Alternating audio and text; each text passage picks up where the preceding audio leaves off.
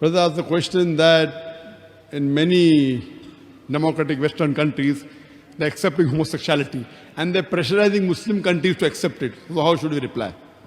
As far as homosexuality is concerned, it is haram, it is prohibited. Allah says in Surah Hud, chapter number 11, that do you run after men in preference to women? Talking about Qawm Lut.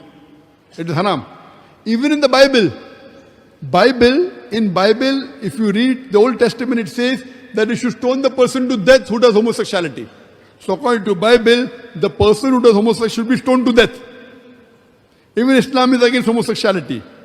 That's the reason in Islam we believe in haqq. We don't believe in democracy. Democracy means majority wins.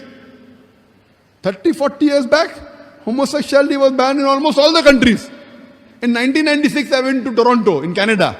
And when I went to give a lecture I saw in the front page a man kissing a man. So Canada legalized gay marriages, homosexual marriages in 1996 when I went there. Slowly, other countries are doing. And you're right, now they're pressurizing Muslim countries. For us, the law, our constitution is the Quran.